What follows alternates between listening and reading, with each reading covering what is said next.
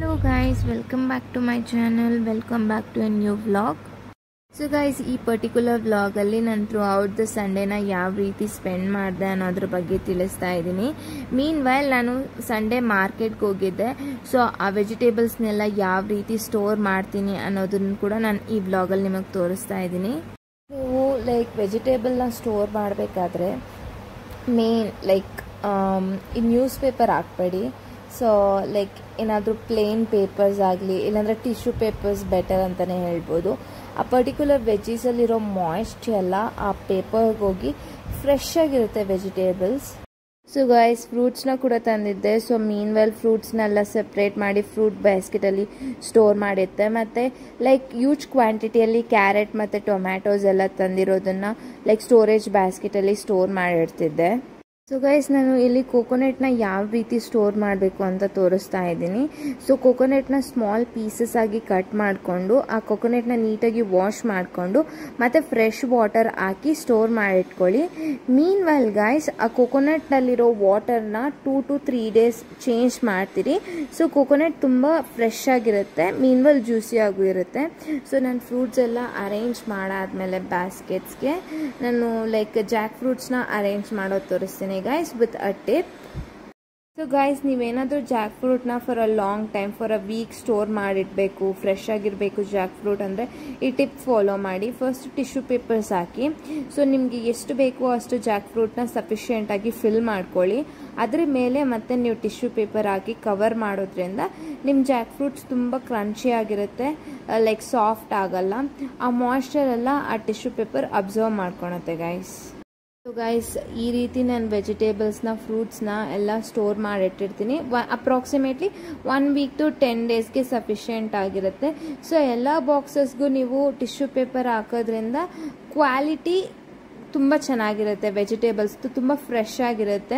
ನೀವು ನೋಡ್ಬೋದು ಇಲ್ಲಿ ನಾನು ಲೆಮನ್ಸ್ ಮತ್ತು ಗೂಸ್ಬೆರೀಸ್ನ ತುಂಬ ತಂದಿದ್ದೀನಿ. ಯಾಕಂದರೆ ನಾನು ಡಿಟಾಕ್ಸ್ ಡ್ರಿಂಕ್ಸ್ ಮಾಡ್ಕೊಂಡು ಕುಡಿತಾ ಇರ್ತೀನಿ ಬೆಳಗ್ಗೆ ಹೊತ್ತು, ಮತ್ತು ಫ್ರೂಟ್ಸಲ್ಲಿ ಕೂಡ ಸ್ಮೂದೀಸ್ ಮಾಡ್ಕೊಂಡು ಕುಡಿತಾ ಇರ್ತೀನಿ. ಸೊ ನಾನು ತುಂಬ ಸ್ಮೂದೀಸ್ನ ಮತ್ತು ಡಿಟಾಕ್ಸ್ ಡ್ರಿಂಕ್ಸ್ನ ಅಪ್ಲೋಡ್ ಮಾಡಿದ್ದೀನಿ. ಯಾರಿಗಾದ್ರೂ ಇಂಟ್ರೆಸ್ಟ್ ಇದ್ದರೆ ಚೆಕ್ ಮಾಡಿ. ಸೊ ನಾನು ಮಧ್ಯಾಹ್ನ ಚಿಕನ್ ಬಿರಿಯಾನಿ, ಚಿಕನ್ ಫ್ರೈ ಎಲ್ಲ ತಿಂದು ಈವ್ನಿಂಗ್ ಆ ಟೈಮಲ್ಲಿ ಟೈಮ್ ಇತ್ತು ಅಂತ ಮಯೋನೀಸ್ ಮಾಡ್ಕೊತಾ ಇದೆ, healthy version of the mayonnaise. Guys, ಇದ್ರ ರೆಸಿಪಿ ಕೂಡ ನನ್ನ ಚಾನಲಲ್ಲಿ ಇರುತ್ತೆ, ನಿಮ್ಗೇನಾದರೂ ಇಂಟ್ರೆಸ್ಟ್ ಇದ್ದರೆ ಚೆಕ್ಔಟ್ ಮಾಡಿ. ಸೊ ನಾನಲ್ಲಿ ಪನ್ನೀರ್ ಮಾಡೋಕ್ಕೆ ಅಪ್ರಾಕ್ಸಿಮೇಟ್ಲಿ 2 liters ಆಫ್ ಮಿಲ್ಕ್ ತೊಗೊಂಡಿದ್ದೀನಿ. ಮೀನ್ ವೈಲ್ 4 to 5 tablespoons ಆಗೋಷ್ಟು ಲೆಮನ್ ಜ್ಯೂಸ್ ತೊಗೊಂಡಿದ್ದೀನಿ.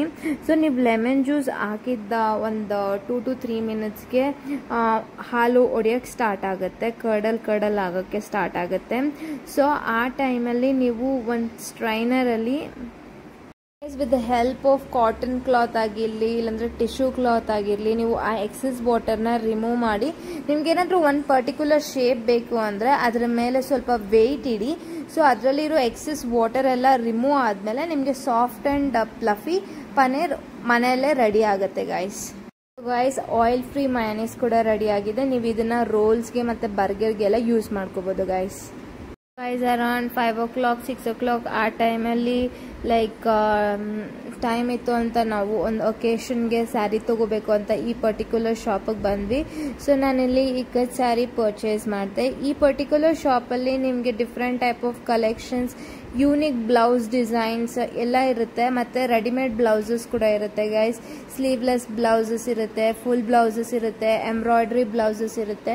ಸೊ ಗೈಸ್, ನಿಮ್ಗೆ ಯಾರಿಗಾದರೂ ಇಂಟ್ರೆಸ್ಟ್ ಇದ್ದರೆ please let me know in the comment section. ನಾನು ನೆಕ್ಸ್ಟ್ ಟೈಮ್ ಆ ಪರ್ಟಿಕ್ಯುಲರ್ ಶಾಪ್ಗೆ ಹೋದವಾಗ ನಾನು ಫುಲ್ ವ್ಲಾಗ್ ಮಾಡೋಕ್ಕೆ ಟ್ರೈ ಮಾಡ್ತೀನಿ.